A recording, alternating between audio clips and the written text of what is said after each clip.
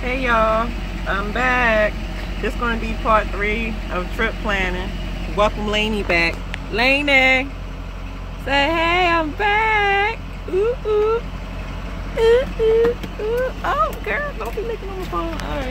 Alright, but obviously, I got a perfect example to add to what I was talking about yesterday. I'm going to talk about it, but obviously for trip planning, like right now, I'm starting off with paperwork. So I already recorded the trip that I'm doing now. The best practice is to record the trip. Like say you get a proposed load. Proposed load meaning you get the load before you even deliver your last load. So it comes through on your Qualcomm as a proposed load. So you can pretty much start writing your stuff down in your book before you even you know, leave, so that way it's already out the way. You can even write up your trip sheet before you even go. That's a good practice. Like I tries to pre-write my trip sheet, so by the time I get there it's already done. So by the time I deliver, all I gotta do is take out my trip sheet, like my bills are laid and that is signed by the shipper saying they received it, and scan it in on my phone to Prime so I can get paid. Alright, so today, right, they had like this place that I'm at. It actually didn't show up on it didn't show up on my Rand McNally or this Navigo. I can show y'all. So let me show y'all. There are some addresses that their Qualcomm just won't pick up, and no GPS is picking up for that matter. And I guess some of these places is just not on the map. So let's see. You see how this is like grayed out? When it's grayed out like that, that means it's not on that GPS. Like you can push map and it'll give you like that address. In fact, no, that's not even the address. Like that is just not on the map. Oh yeah, let me show y'all some components of the Navigo. Like, you know, obviously this red dispatch is your trips that your dispatch assign you to. Like you can go to where to, and then you can do a location search and you type in whatever address you want to go to. Like anything, this is a regular GPS as well. So you can go to where to, and you can also go to points of interest.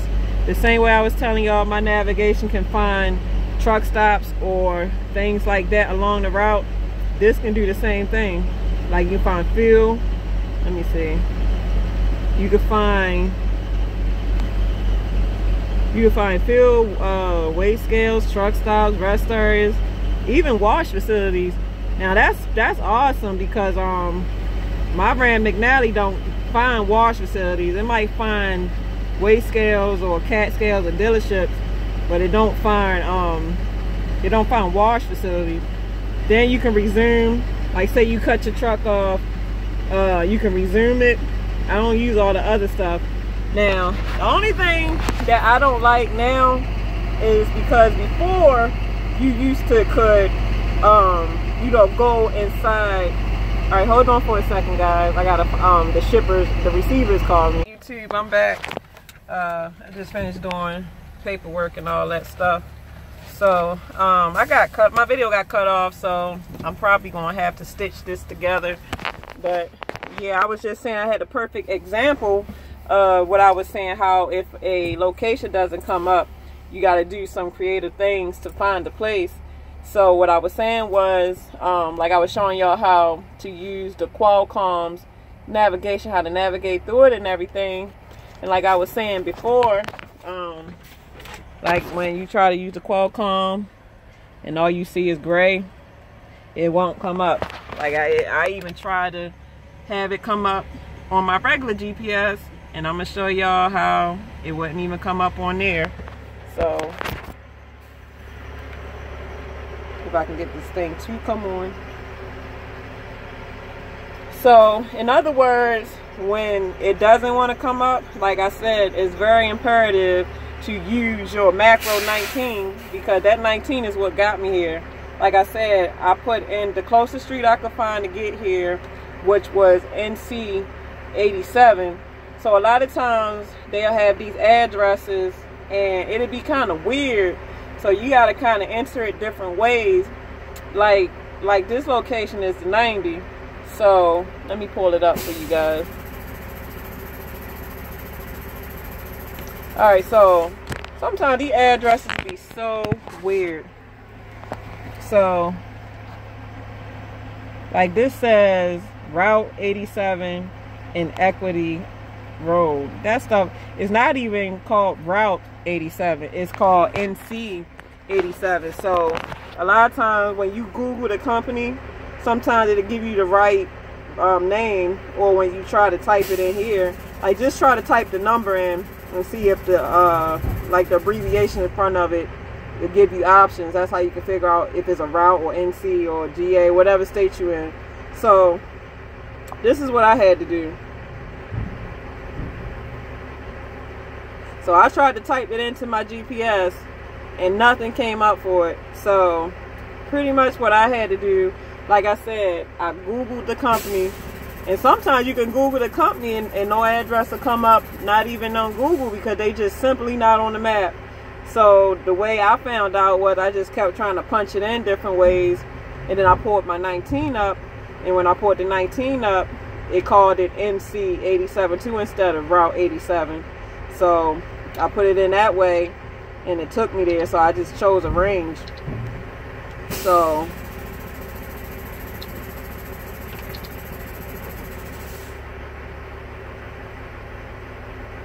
I want to show y'all this too. Like a lot of times, if you not clear on directions, like obviously I got my Rand McNally. So like these little 3 bars, like this is when you en route. You got this option here which shows you restaurants, things that's close by, but obviously it's nothing close by, so I can't really show y'all that. But then these 3 bars break down your directions. They break down your directions from turn, pretty much from turn to turn. They break it all down. So that's why I said when you using Google, your GPS, I haven't figured out how to use it on the Qualcomm's one, but on GPS's, check out your directions. Because when you check out your directions, you should be able to look at all of these and be able to tell if a truck should be on these routes. So that's why I said plan your routes, and part of knowing your routes is looking at the directions. So y'all looking at all these streets that is saying I need to turn on. By looking at it, do y'all think that a truck belongs on these type of routes? Like it says NC 87, that's a highway. NC highway, it says highway. So trucks are supposed to be on highways. Now where you see the Barnes Street, that would be suspect. But obviously as you come up on Barnes Street, you're going to not just turn on it real quick. What you're going to do is look at it and see, hey, do this look suspect? Follow your gut instinct when you're out here. When you out here, if there's something telling you, I don't think I should turn down there, then don't do it. Like, don't just think the GPS is the God knows it all to everywhere to go, because it will get you in a group lot of trouble.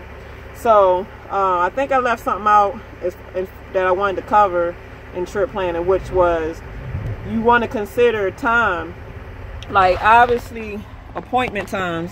So when you get your load assignment, this is the date and these are the times. Sometimes if it say the same time on both sides, then you're supposed to be there at that time. But then if it say one time here and then like a more time on this side, like say this said 1600 and then this said 2000, that means you're supposed to be there between 1600 and 2000. A lot of times in trucking, the way they do time is going to be military style. So you might want to learn military time to kind of know what time you're supposed to be there. And I forgot to cover time zones. Now a lot of times when they send you loads to things, they're going to give you ample amount of time to get there. That's why I said if you're able to, you know, if you're not super tired, and you know, even if you're tired and you're not able to drive you tell your dispatcher that you're not ready to be dispatched. That's how you handle that. Like, say you need to go to Walmart, or you just simply just can't drive just yet. Just message your dispatcher or call them and tell them that you're not ready to be dispatched, and they won't send you a load yet. So when you're ready to drive and you're ready to be dispatched, then as soon as you get your load, go. Ain't no point to be sitting here playing around doing this. That's how you get there on time, whether it's time zone issues, traffic issues, or whatever. Now, every now and then, they'll try to send you a load to where they try to rush you to where maybe, like, just say now it's, let me see, what time is it? Like, right now it's 4:30. Sometimes they'll try to send me a load that might take 2 hours to get there, but then it's maybe the appointment is like an hour away. Sometimes they'll do that and you have to catch it. So that's why it's up to you to really look at your load assignment and compare all the apples and bananas together and figure out, do they match? Because first of all, as a lease op, if the dollars don't make sense, then reject.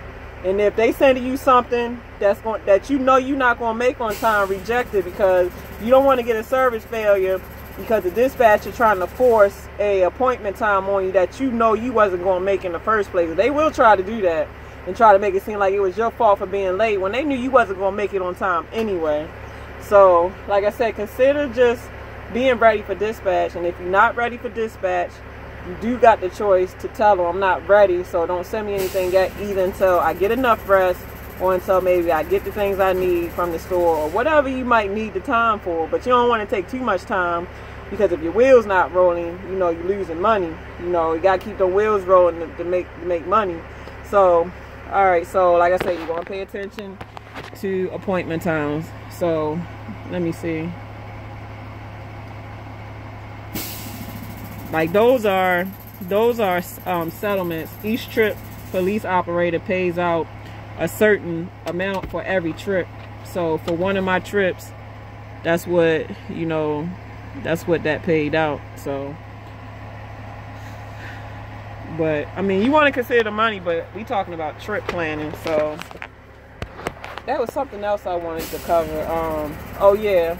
Now, to calculate the rates, because I think I was talking about in the Arky video or the dispatcher video, and sometimes I get brain farts because I either be tired of just trying to talk so fast that I either end up saying stuff backwards or just don't say it, or it just comes out totally wrong. So I know now I got a clear mind today of how to calculate the rates. So like I said, you got your, all right, look at your load assignment. So you get your miles, right? So let's just say the miles, you always gonna need a calculator for people that probably just want to come up with numbers real quick. So you got your, like, this really was just like 0 miles to the 01 and 317 miles to the 90. So you're gonna calculate the miles times your rate. Did I delete that? I think I did.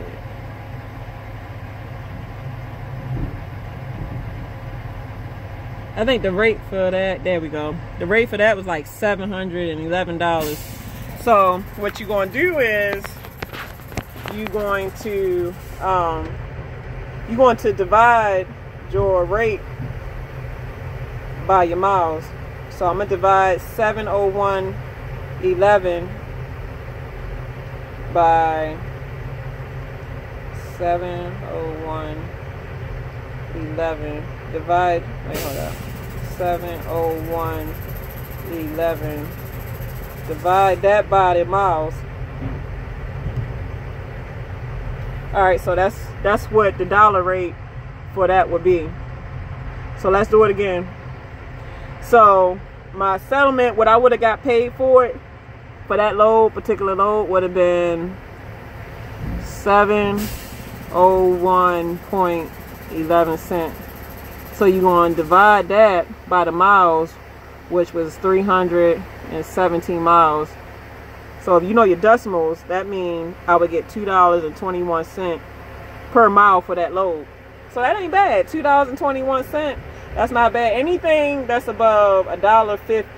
Everybody got their own opinion, but you know what they say for prime is that if freight is really bad, and they give you a load that's under $1, they guarantee you $1.02 no matter what per load. So no matter what happens to freight lanes or anything, you always guarantee $1.02 for any load. But $1.02 is crappy. You don't want to get $1.02. I believe, I'm not sure, but I guess everybody has their cents per mile they need to run their business or run their home. But most people say anything that's like $1.30 on up is fair. But anything over $2 is great. So if you can get anything over $2, gravy, baby. So yeah, I just wanted to add that. So you want to, for lease ops, you know, you want to try to calculate to know how much is the dollar rate per mile. So you want to know if you want to accept that trip or not, because if it don't make dollars, it sure don't make sense to take that trip to even start trip planning in the first place.